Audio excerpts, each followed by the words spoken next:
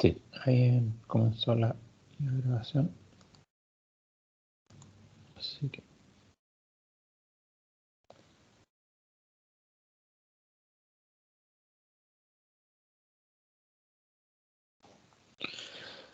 ya. La última clase habíamos comenzado a ver esto de la dinámica de los trenes, con los conceptos de potencia y de fuerza de tracción.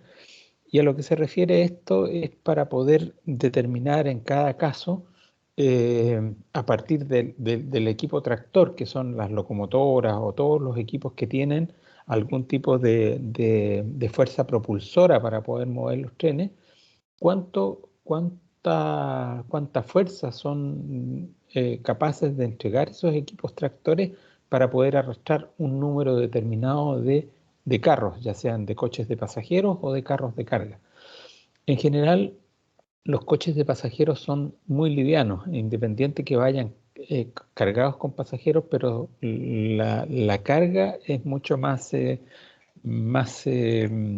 potencia necesaria o mucho más fuerza necesaria para estos trenes o para los equipos tractores para poder arrastrar una cantidad determinada de carros.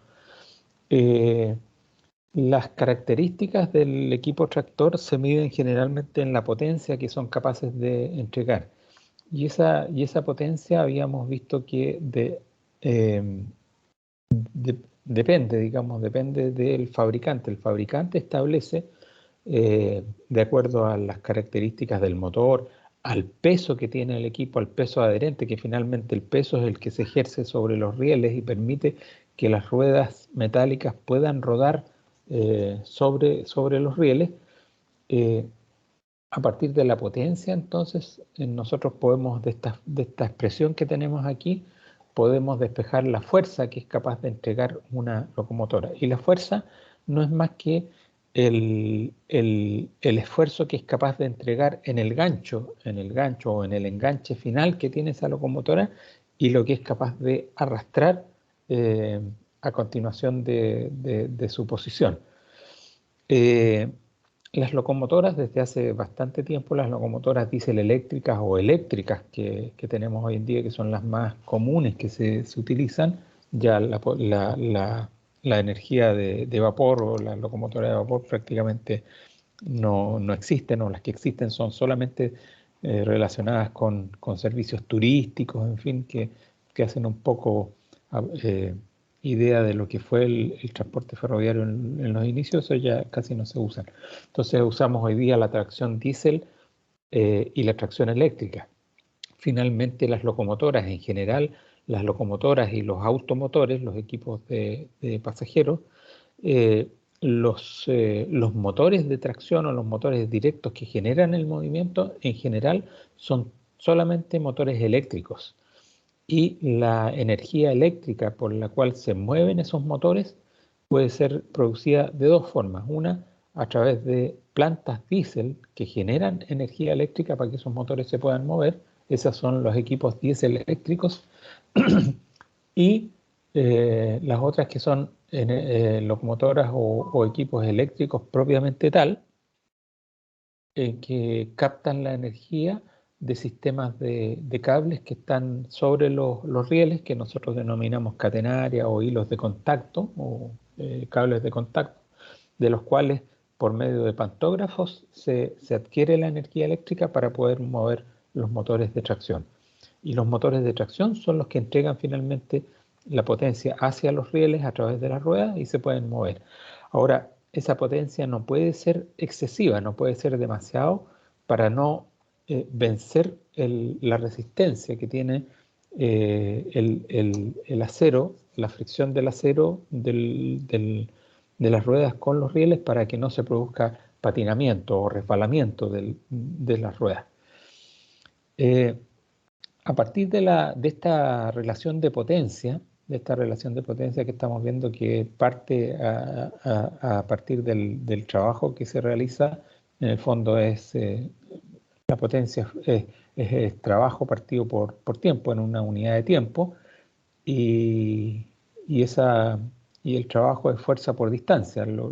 Es una fuerza ejercida para poder desplazar un peso por una determinada distancia. De ahí uno puede establecer que la potencia es fuerza por velocidad, y para tenerlo eso en unidades adecuadas, ya sea en caballos de fuerza o en kilowatts, se le introduce un factor de conversión ahí que es 272 o 370 para poder tener esa relación. Finalmente, de la potencia, uno despeja la fuerza disponible. Es decir, si yo tengo una locomotora que el fabricante me dice que tiene 3000 HP, 3000 caballos de fuerza, yo puedo aplicar a esa ecuación la potencia y voy a tener la fuerza. Pero ¿de qué depende también la fuerza? En el denominador hay una velocidad, y esa velocidad es la velocidad con la cual puedo tener disponible esa fuerza. Es decir, también la fuerza es variable en términos de la velocidad a la cual yo voy moviendo el equipo. Si como esa velocidad está en el denominador, en la medida que yo voy aumentando la velocidad para una igual potencia de un equipo, evidentemente la fuerza disponible en el enganche de la locomotora va a ir siendo menor. Y esa es la relación que teníamos aquí de esa forma, que es una curva eh, decreciente en términos de la velocidad. Y en la medida que nosotros disminuimos la velocidad, esta fuerza va creciendo, ¿no es cierto? Como está en el denominador, además en el tiempo que el denominador, la velocidad se va haciendo más chica, la fuerza disponible va siendo más grande. Sin embargo, tenemos un cierto límite, es decir, no puede ser que tengamos una fuerza infinita. De acuerdo a la expresión esa, por supuesto, podríamos llegar asintóticamente a infinito en una velocidad cero. Pero eso no ocurre, sino que hay velocidades críticas, una velocidad mínima o una velocidad crítica para la cual el equipo tractor puede empezar a moverse. Y esa velocidad es la velocidad continua o crítica para la cual tenemos la máxima fuerza disponible para la partida del equipo. Entonces, esa forma tienen estas expresiones, y a partir de eso entonces se pueden hacer los cálculos. Decimos, la fuerza continua permanente está dada por esa velocidad crítica o mínima a la cual esa locomotora o ese equipo tractor puede moverse. Y eso viene en general dado o especificado por el fabricante. Les había comentado también que hay una serie de expresiones que permiten calcular la resistencia al rodado. Por una parte, nosotros tenemos la fuerza, ahora a partir de esas expresiones y de la potencia nominal del equipo, tenemos la fuerza disponible que nos puede entregar una o más locomotoras, y por otro lado necesitamos saber, en base a la cantidad de carros y al tipo de carros o coches que llevamos a la rastra, digamos, enganchados de una locomotora, cuánto equipo somos capaces de mover. Entonces tenemos una fuerza que está dada en kilogramos, 30.000 kilos, 15.000 kilos, 20.000 kilos, que es capaz de entregar esa locomotora, y por medio de estas expresiones de resistencia al rodado vamos a determinar cuánto es la fuerza que se opone al movimiento para hacer un balance de fuerza. Es decir, esta fuerza tiene que ser siempre mayor a todas las resistencias o todas las fuerzas que se oponen al rodado. Si son mayores, evidentemente que el tren se puede mover. Si las fuerzas que se oponen al movimiento son mayores que la que tiene disponible la locomotora, ese tren no se va a poder mover. Es así de simple, es un balance de fuerza. Un concepto también que es interesante es que los equipos tractores o las locomotoras actuales pueden trabajar en conjunto. Más de una de ellas pueden trabajar en conjunto como si fueran una sola. Tienen sistemas de conexión entre ellas que permiten que un maquinista o el personal que opera esa locomotora pueda operarla desde la primera locomotora, teniendo una, dos, tres o más locomotoras acopladas a esa misma, y se transforman en un gran equipo tractor como si fuera uno solo, operando al unísono. No se requieren tripulaciones o maquinistas que estén en cada una de esas locomotoras. Incluso hoy día se usa lo que se llama también una potencia distribuida. Podemos tener a lo largo del tren varias locomotoras puestas entre medio del tren para poder darle una consolidación o una mejor dinámica de operación al tren. Y por supuesto que las locomotoras entre sí pueden gobernarse por medio de equipamiento remoto, es decir, fundamentalmente sistemas radiales de comunicación que dan mandos electrónicos hacia atrás y se pueden mover como si fuera un solo equipo desde la primera locomotora. En ese caso, ¿no es cierto?, la fuerza o la potencia disponible se va duplicando, triplicando o cuadruplicando dependiendo de cuánto sea la cantidad de locomotoras que tenemos. Ahora, siempre hay una cierta pérdida, ¿no es cierto?, una pérdida de energía. Si tenemos dos locomotoras por ejemplo, de 2000 HP, probablemente uno podría decir, tenemos 4000 HP disponibles. Claro, tenemos esos 4000 HP disponibles, pero en términos de las pérdidas de energía que se pueden producir, a lo mejor no vamos a tener exactamente los 4000 HP disponibles de la suma de los dos o la duplicación de los dos, sino que vamos a tener quizás un 95% o un 90%, y eso se va determinando en forma empírica a través de las pruebas de arrastre que se hacen para poder determinar esto. Yo les había comentado que para poder determinar las resistencias que se oponen al movimiento se han desarrollado una serie de expresiones y son muy válidas esas expresiones, se han ido perfeccionando a lo largo de los años, son ecuaciones cuadráticas que permiten determinar cuánto es la fuerza que se está oponiendo a un cierto arrastre. Y hay expresiones que permiten determinar la resistencia al rodado de un conjunto de carros o de un conjunto de coches, ¿no es cierto?, de cierta forma, más otras resistencias adicionales. Ahí habíamos visto la resistencia al rodado para los tipos de locomotoras. Si yo voy a tener una locomotora que está tirando un tren, también tiene su propia resistencia al rodado.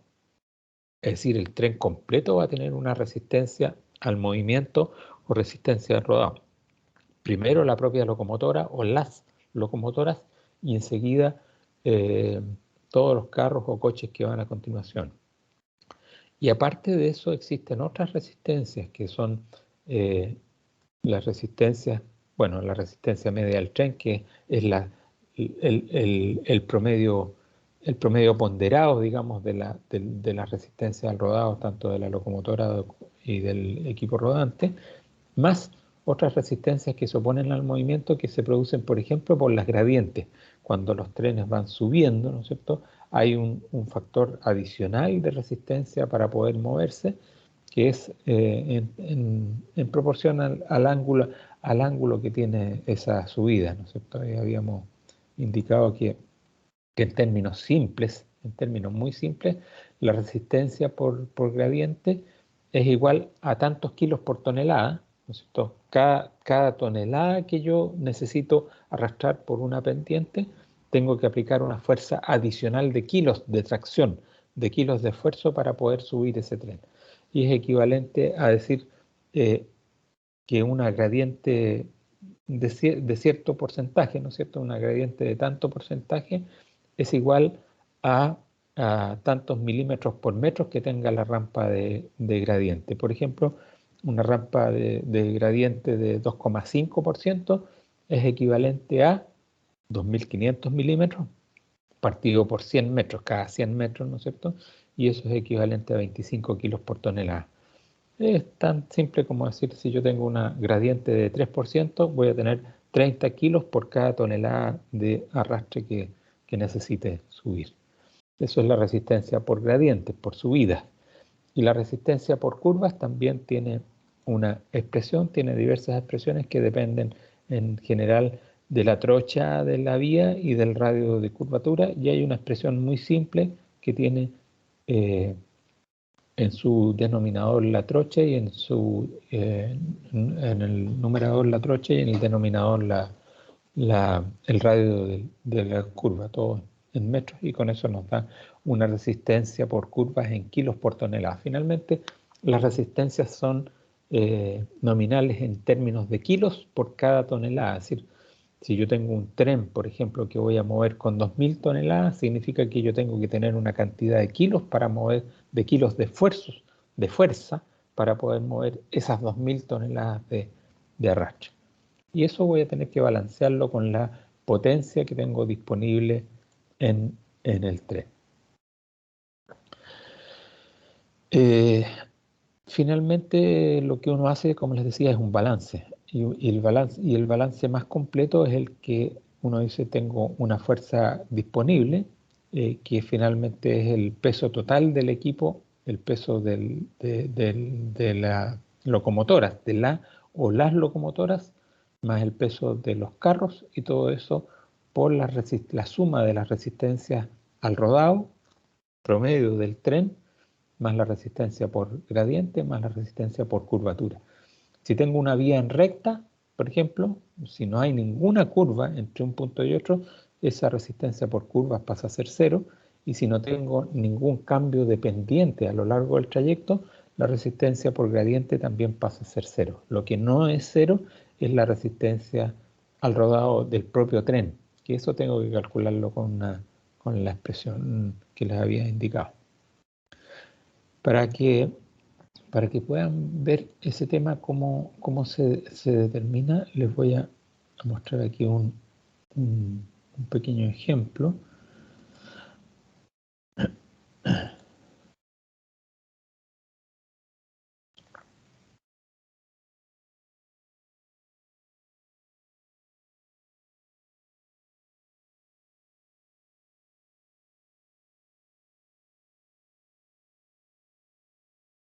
Es un ejemplo bastante práctico. Ejemplo de determinación de resistencia al rodado y verificación de una pauta de arrastre de un tren.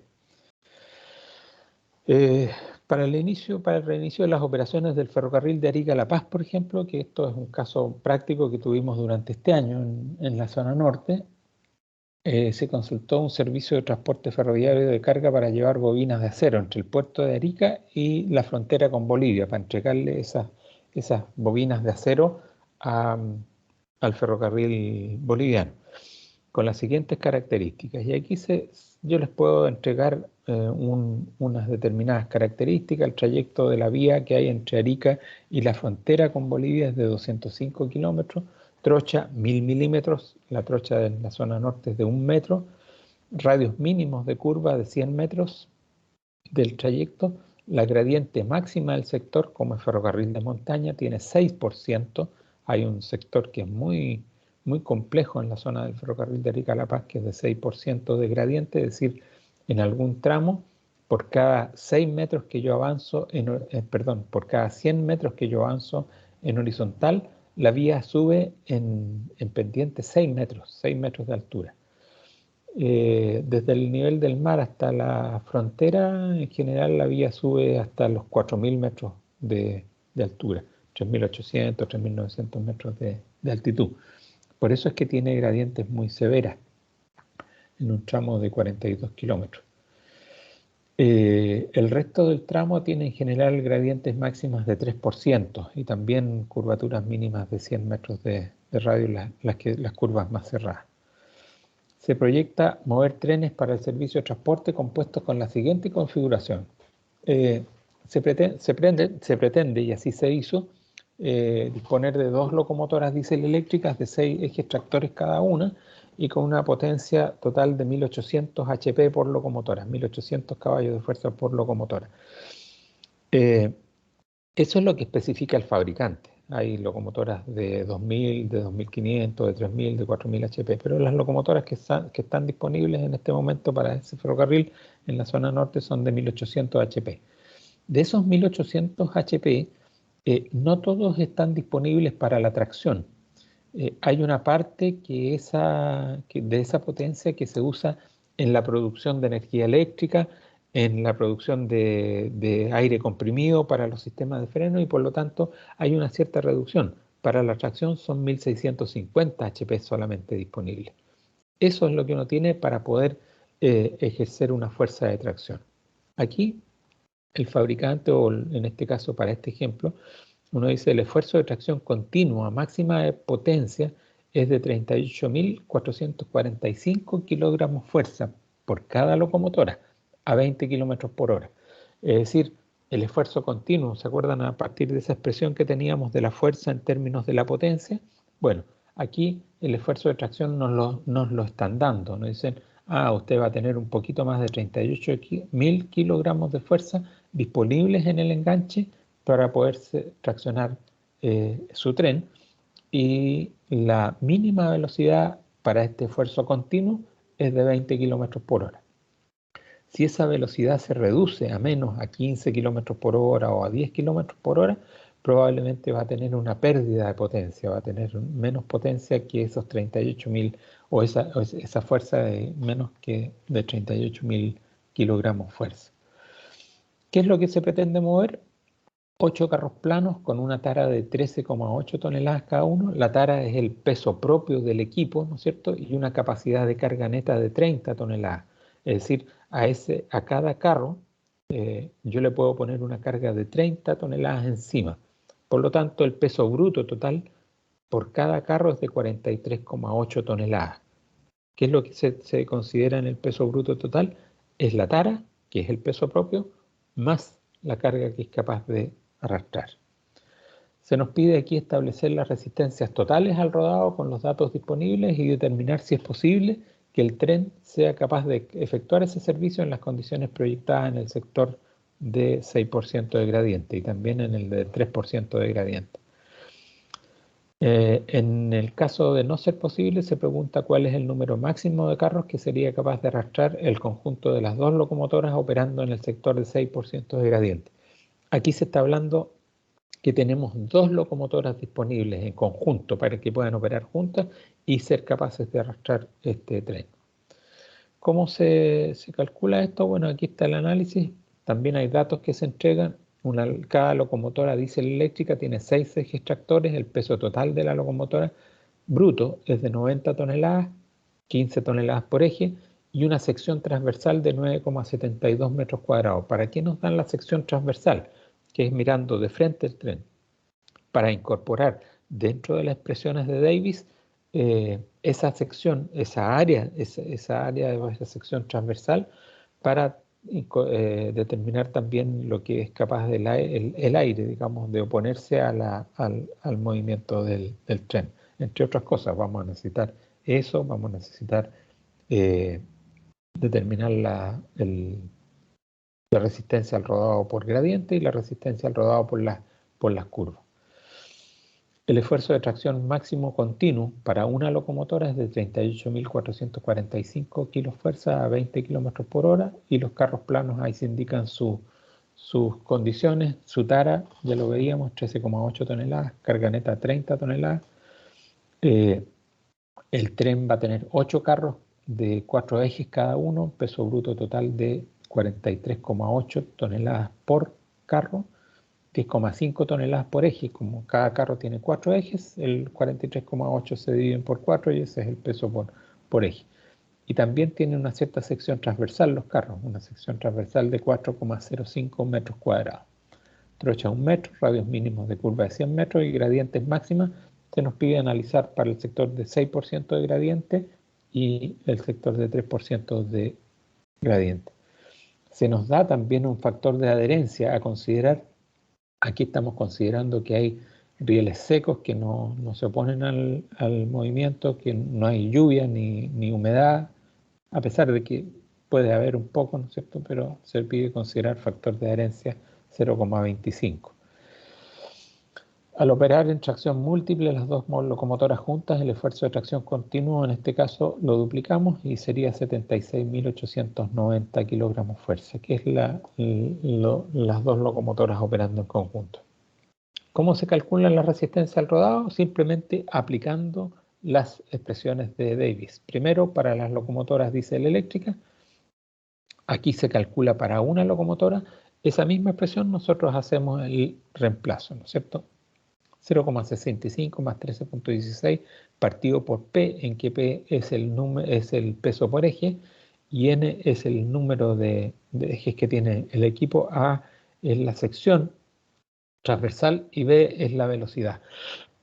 Perdón. En este caso la velocidad que se aplica, que es la velocidad del esfuerzo continuo, serían los 20 kilómetros por hora. Finalmente, haciendo todos los reemplazos, llegamos a que la resistencia al rodado para las locomotoras es de 1,77 kilos por cada tonelada de peso de ese equipo.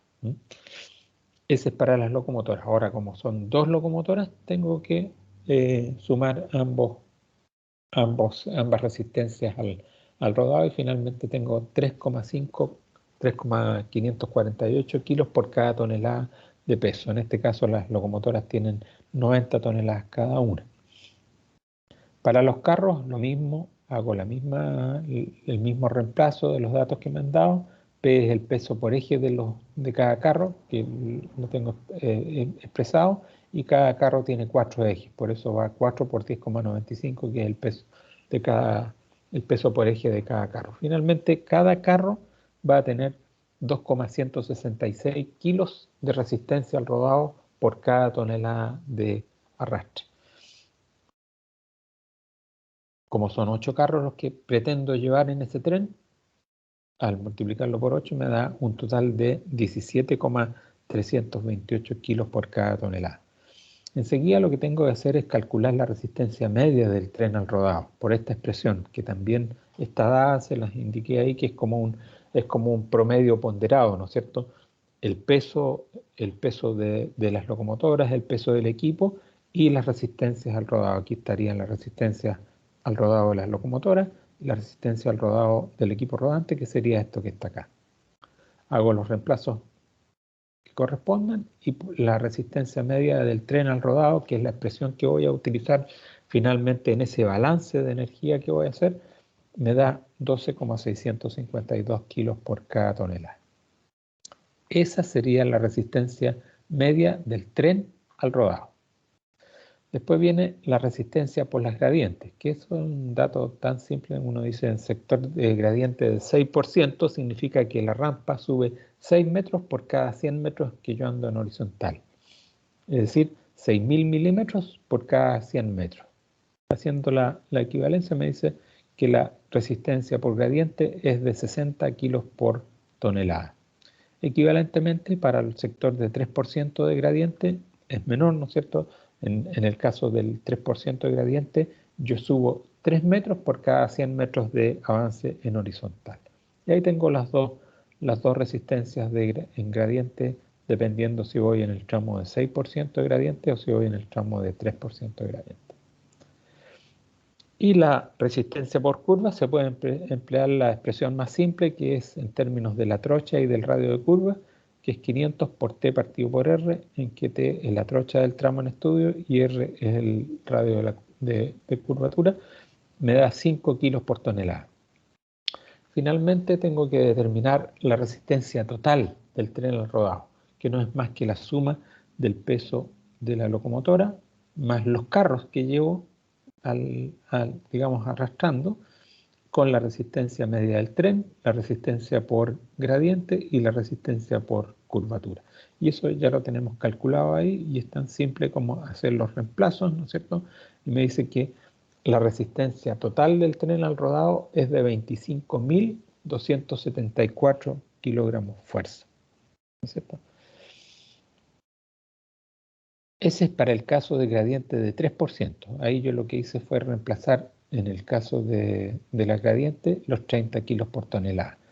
Y hago lo mismo para el caso del sector de 6%, donde, claro, la resistencia por gradiente es bastante más incidente en ese sector, y para el caso de la gradiente de 6% yo tendría una resistencia del tren de 41.155 kilos de esfuerzo.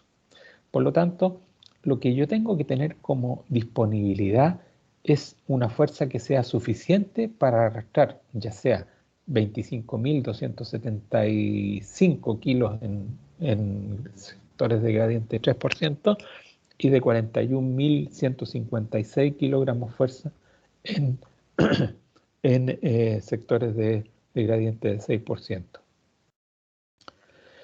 En el planteamiento indicamos que las dos locomotoras actuarían traccionando juntas, por lo tanto, cada locomotora tenía disponible 38.000 kilos, un poco más de 38.000 kilos de fuerza para aplicar. Por lo tanto, el total, si fuera sin ninguna pérdida de tracción, sin ninguna pérdida de energía, yo tendría el doble, 76.890. Probablemente siempre hay una pérdida, como les decía yo. Y en ese caso, entonces, tendría yo una cierta fuerza disponible que tengo que contrastarla con la resistencia total al rodado. Pero también esa fuerza, la fuerza que tengo disponible en las locomotoras no tiene que superar el peso adherente multiplicado por un cierto factor de adherencia. Porque si no, claro, puedo tener mucha potencia disponible para arrastrar todo el peso, pero si esa fuerza de tracción, ese esfuerzo, supera la adherencia, el tren no lo voy a poder mover porque las ruedas van a estar resbalando, van a estar patinando, ¿cierto? Aquí en este caso, como dato, dijimos que el factor de adherencia que considerábamos era 0,25. Entonces, el peso total de adherente para las dos locomotoras, que cada locomotora pesa 90 toneladas o 90.000 kilos, el peso total adherente son 180.000 kilos como peso adherente. Significa que amplificado eso o multiplicado por el factor de adherencia, que es 0,25, yo no puedo aplicar una fuerza de más de 45.000 kilos para poder mover el tren, independiente que tenga una fuerza de 76.000. ¿Se fijan? Si aplico directamente esa fuerza de 76.000, yo voy a superar el factor de adherencia por el peso adherente, por lo tanto tiene que ser menor. Es decir, el esfuerzo de tracción máximo que se aplique para traccionar el tren no debe superar esos 45.000 kilos fuerza, y en ambos casos las resistencias al rodado eran menores, ¿no es cierto? Por un lado, la resistencia al rodado en sectores de 3% es de 25.000 kilos, y el caso de gradiente de 6% es 41.000 kilos. Por lo tanto, el esfuerzo que yo haga no supera eso, ¿no es cierto? No supera los 45.000 kilos, que es lo que me permite que las locomotoras rueden sin resbalar. Por lo tanto, significa de que el tren yo lo puedo mover en esas condiciones. Así de simple se hacen los cálculos, y por supuesto que en términos ¿cómo se llama? En términos prácticos, lo que se hace es verificar que efectivamente el tren es capaz de moverse. Es decir, se hacen pruebas prácticas con todo el peso adherente y se hacen pruebas de movimiento. Y cuando se verifica que el tren es capaz de moverse en esas condiciones, significa que esa pauta de arrastre está autorizada o está aprobada para poder moverse o para poder desplazar el tren.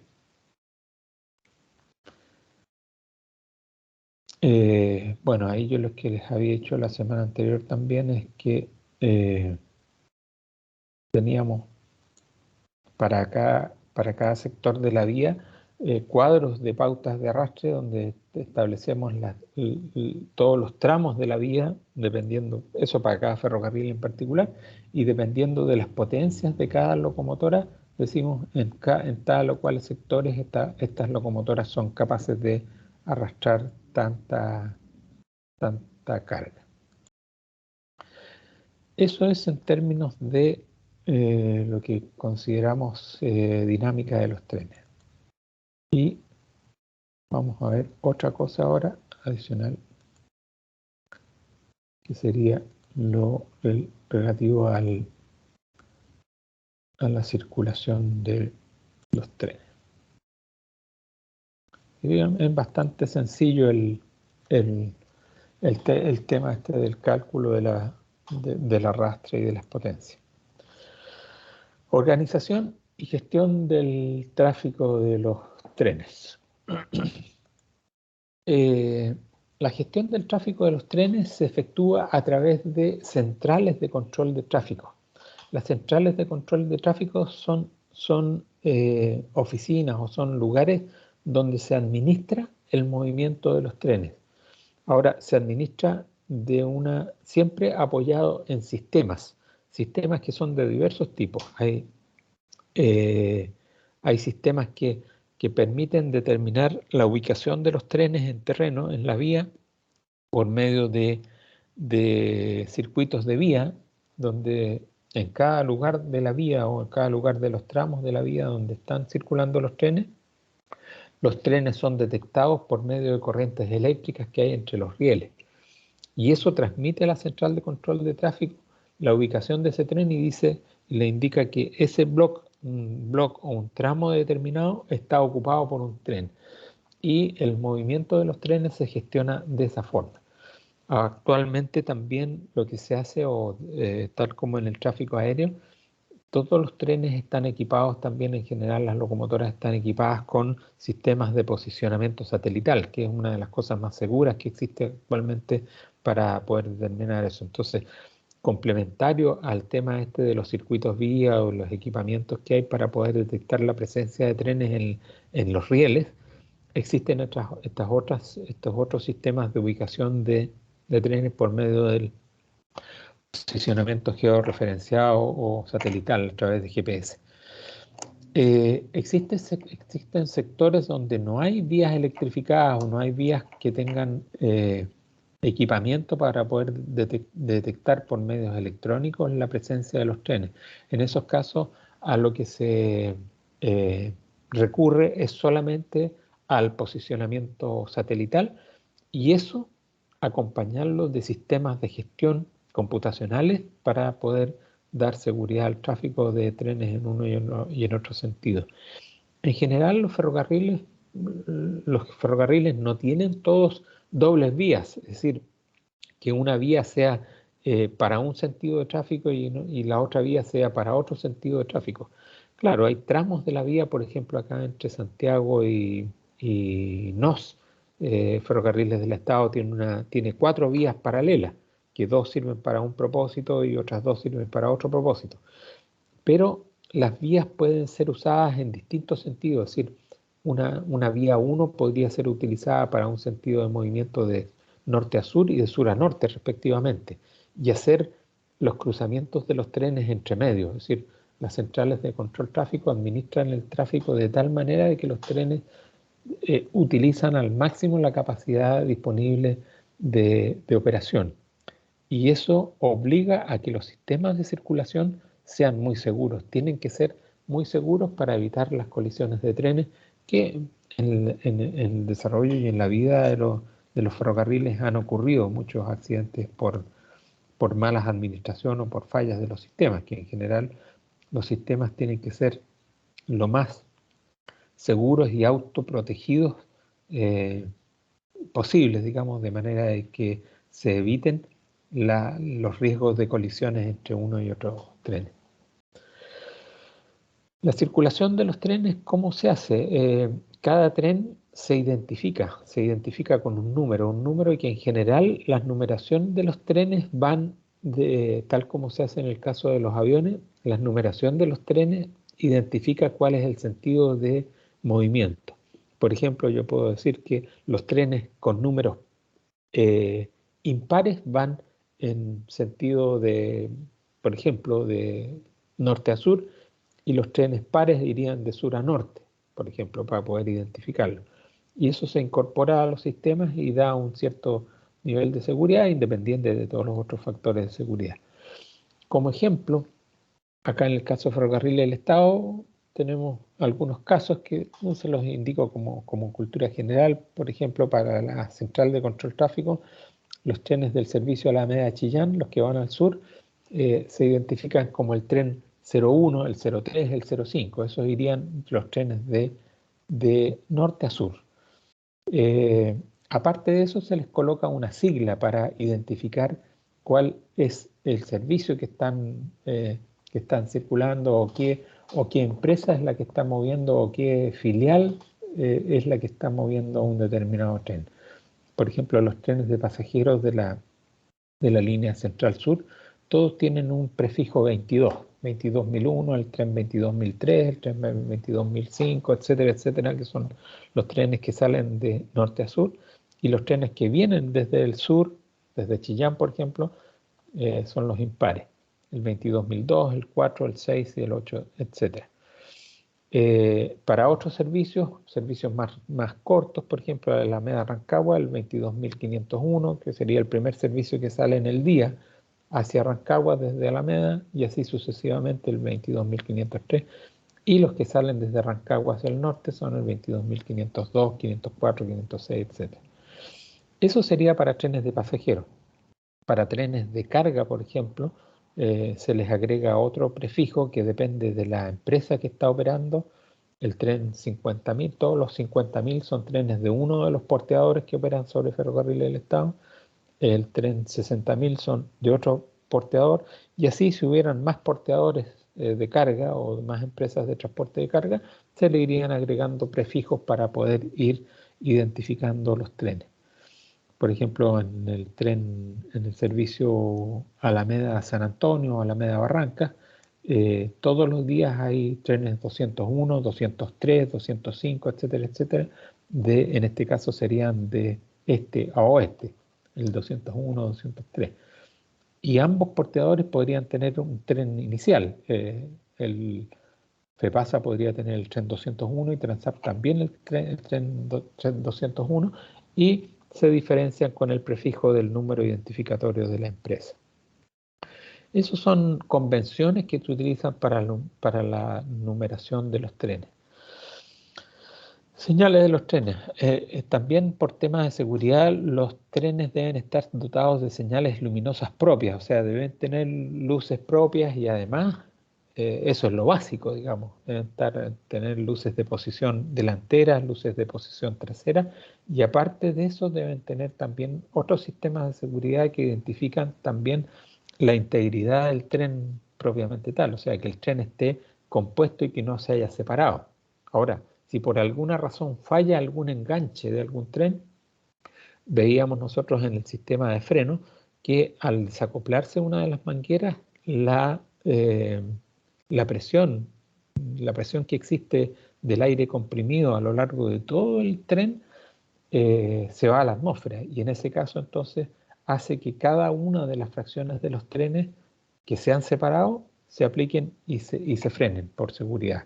O sea, son sistemas intrínsecamente seguros, digamos, desde ese punto de vista.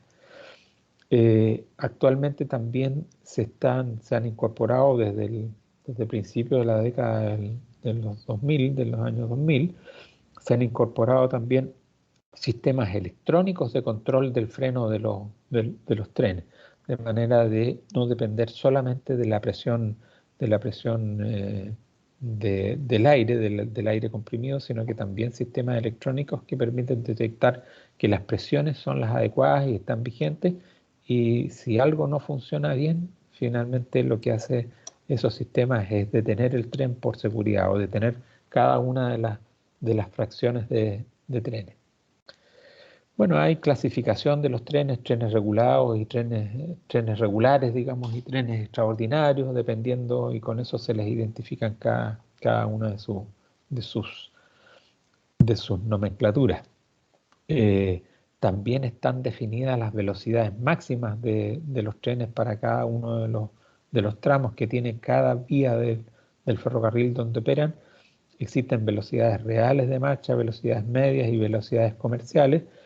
En general, las velocidades de los trenes de carga son inferiores a las de los trenes de pasajeros. Los trenes de pasajeros operan con una velocidad bastante más alta, porque son en general más livianos que los trenes de carga. En las vías de ferrocarriles del Estado, por ejemplo, acá en la zona entre Alameda y Chillán, las velocidades máximas de circulación permitidas, por ejemplo, para trenes de pasajeros son de 160 kilómetros por hora actualmente y desde hace harto tiempo, y las velocidades máximas de los trenes de carga son de 100 kilómetros por hora. En ramales, en sectores de vías con mayor curvatura y gradiente, ahí bajan las velocidades de trenes de pasajeros son hasta 100, por ejemplo, y las velocidades de los trenes de carga son hasta 60 o 65 kilómetros por hora en sectores de curva.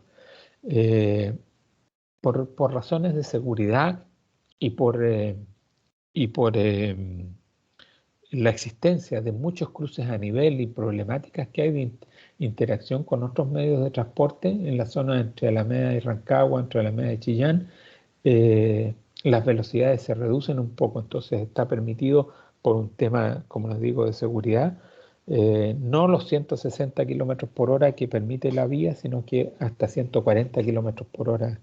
Y en sectores de curvatura, por ejemplo, por ahí en el sector donde está la zona de Angostura, que está el límite entre la región metropolitana y la región de O'Higgins, hay un sector de curvaturas, de bastante curva, donde pasa por donde está este casino Enjoy. Ahí tenemos una velocidad máxima de operación de 80 kilómetros por hora, pero un tramo muy, muy reducido. Los sistemas de gestión del tráfico deben ser identificados los trenes y se les debe hacer un seguimiento gráfico. Antiguamente este seguimiento gráfico se hacía en papeles, en grandes gráficos que se utilizaban en mesas de dibujo, y actualmente todo eso está en sistemas computacionales, que no es más que el dibujo o la disposición en un gráfico del tiempo y distancia. En las ordenadas, en las abscisas se colocan las horas del día, ¿no es cierto? En las ordenadas, las distancias o la ubicación de las estaciones. Y aquí entonces se van trazando, en la medida que un tren se va desplazando por un cierto sector, se van determinando sus trazos, ¿no es cierto? Parte de una cierta estación a una determinada hora, va pasando por otra estación y se va graficando automáticamente. Si estos sistemas están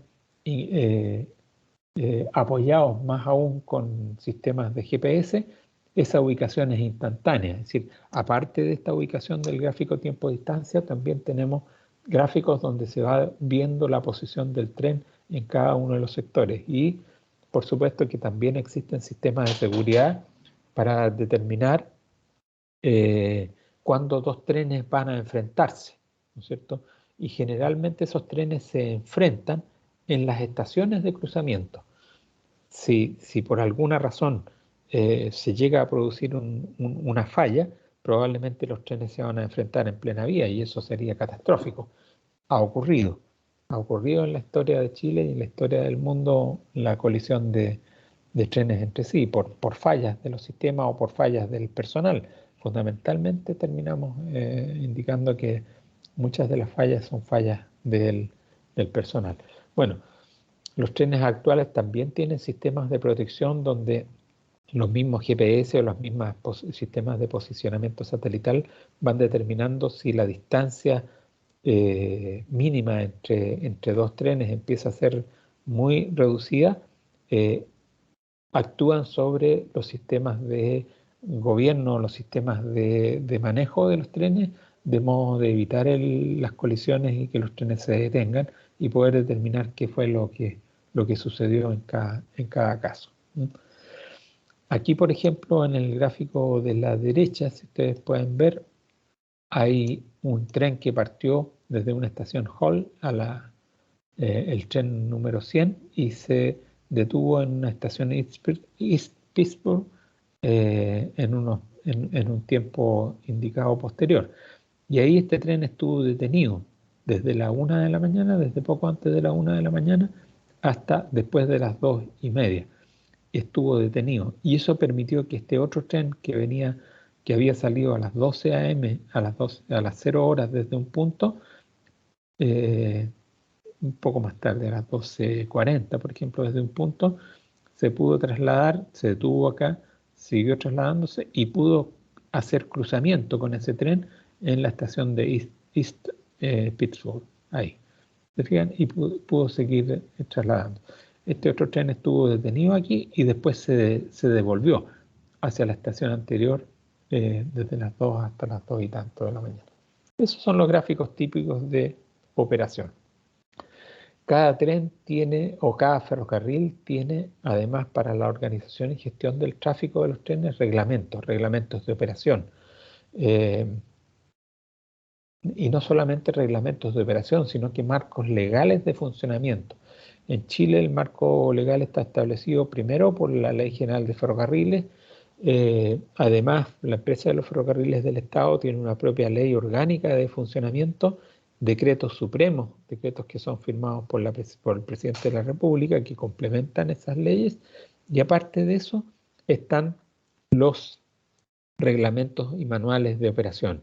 Reglamento de tráfico ferroviario, que establece todas las condiciones de seguridad bajo las cuales se puede operar, y cada uno de las personas o de los profesionales que operan sobre estos trenes tienen que ser examinados y tienen que conocer estos sistemas reglamentarios, reglamento de tráfico ferroviario y manuales de sistemas de movilización en los diferentes tramos de la vía. Cada persona que opera un tren tiene que tener una acreditación. No cualquier persona puede manejar trenes, tienen acreditaciones y esas acreditaciones son obtenidas a través de examinaciones. Se examinan las personas por medio de exámenes teóricos y exámenes prácticos que puedan dar cuenta del conocimiento que tiene esa persona respecto de lo que es capaz de hacer, cumplir con toda esta reglamentación, y en base a eso se les entregan sus credenciales, sus acreditaciones. Bueno, la seguridad del transporte ferroviario, en general yo les voy a dejar aquí algunos textos que se los voy a compartir en el chat o en el sitio este que creamos de módulo de transporte ferroviario, para que puedan leerlo y les sirva como cultura general. Ahí les voy a dejar unas lecturas recomendadas, análisis de la seguridad del transporte ferroviario, que fue un estudio bastante interesante que desarrolló el Ministerio de Transporte aplicado aquí a Chile. Existen en el mundo muchos estudios sobre el transporte ferroviario que se han hecho que son muy interesantes, pero por lo menos esto está en español y está aplicado al sistema de transporte de acá de Chile. Y aquí también les voy a dejar dos textos también que se refiere a el transporte y las proyecciones del transporte ferroviario tanto en Chile como en el mundo, y me interesaría que pudieran darle una mirada desde el punto de vista ingenieril, cómo podrían ver ustedes lo que viene hacia adelante, las proyecciones del transporte ferroviario. Si Chile tiene o no tiene posibilidades de desarrollo del transporte ferroviario como fue anteriormente, ¿no es cierto?, respecto del transporte de pasajeros y también del transporte logístico de la carga. Bien, creo que eso sería todo lo que tendríamos hasta el momento para compartir. No quiero cansarlos más. Respecto de la evaluación, como ya le había comentado a algunos, probablemente mañana yo les voy a enviar por correo una pequeña evaluación, una pequeña prueba con algunas preguntas que me gustaría que ustedes me pudieran responder.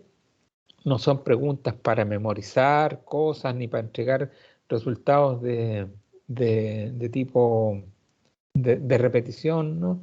Me interesa que ya como ustedes tienen un cierto nivel bien desarrollado en el área de ingeniería, desde el punto de vista de su capacidad como ingenieros y su capacidad de análisis técnico y económico, me puedan entregar algunas visiones de lo que ustedes ven en lo relativo al transporte y en particular al transporte ferroviario. Y vamos a desarrollar también algún pequeño ejercicio de cálculo de resistencias al rodado y similar a lo que, por eso quise desarrollarles también ese ejercicio, ese ejemplo, que son cosas bastante sencillas, simples, no tienen ninguna complicación. Entonces probablemente les voy a dar estas 2 semanas, las 2 semanas que vienen, o dependiendo, si hubiera alguna imposición de que tengo que dejar las notas colocadas antes, por ejemplo, del 1 de diciembre, en principio dejémoslo hasta el día 2 de diciembre, la entrega de esos trabajos, de esas pruebas, y con eso daríamos la evaluación final del del módulo. Cualquier cosa, quedo atento a que me puedan consultar por Profe, correo, por este chat. Sí, sí. hola, buenos días. Hola, hola Gonzalo. Lo que pasa es que yo soy alumno de ingeniería en construcción del minor ¿Ya? y recién me estuve dando cuenta que no tengo acceso a las clases ni a las presentaciones. Pero yo te incorporé. Yo te incorporé en el... ¿O no? ¿Tú me mandaste un No, correo o no? no le he mandado correo. Ah, ya, entonces hay otro alumno. Entonces, por favor, si me puedes mandar un correo, igual te voy a dejar anotado para poder incorporarte. Las clases están grabadas, ¿eh? Entonces, te voy a incorporar, Gonzalo. Sí, que estuve revisando y no. Estuve en la primera, pero en la segunda ni en la tercera no estuve porque pensé que había semana de interludio. Ah, ya. Mira, las clases están grabadas. Aquí mismo en este grupo que creé, el módulo de ferrocarriles, hay una parte donde están los archivos. Y ahí en los archivos están el material de las clases, lo que yo he ido exponiendo, y además están las clases grabadas para que las puedan ver. ¿Eh? Sí, en la primera clase estuve, pero después la segunda y la tercera no. ¿No has podido verlas? No había podido verla. Ah, pero están ahí, ¿eh? Rodrigo, Rodrigo, tú pudiste verlas, ¿no es cierto? Están ahí. Sí, profe, sí están. Déjame volver a revisar de todas maneras. Ya. Están ahí. De todas maneras, si no hay, te voy a enviar el link también de las grabaciones. Pero están Ya, ahí y gracias, están profe. ahí los materiales. Y de hecho, de esta última clase también lo voy a dejar puesto ahí también, todo este material que les señalo. ¿Mm? ¿Me Profe, podría dejar su correo igual, por si acaso? Sí, por supuesto, lo voy a dejar aquí a ver si.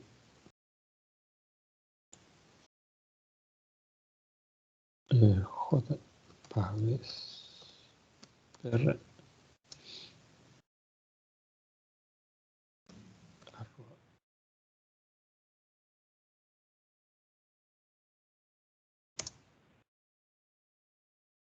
Ahí lo ves. Sí, profe. Igual le voy a mandar un correo por si acaso después de la clase. Ya. Ahí también, ingenieros.cl. Y ahí está mi otro correo. Cualquiera de los dos correos que necesiten. ¿Eh? Y ahí les dejo Ya, gracias, profe. 8247153. Y ahí está mi celular también por si acaso. Ahí está toda la información por si me quieren ubicar, cualquier consulta, cualquier duda, o, o si no pueden acceder, por ejemplo, a las clases, me dicen y ahí les puedo indicar a dónde están la grabación de las clases. Eso Gracias, sería, profe. jóvenes. Ok, un gusto nuevamente haber tenido la oportunidad de hacer clases. Me parece muy interesante y ojalá que en su vida futura a ustedes les vaya muy bien como ingenieros a todos y cada uno.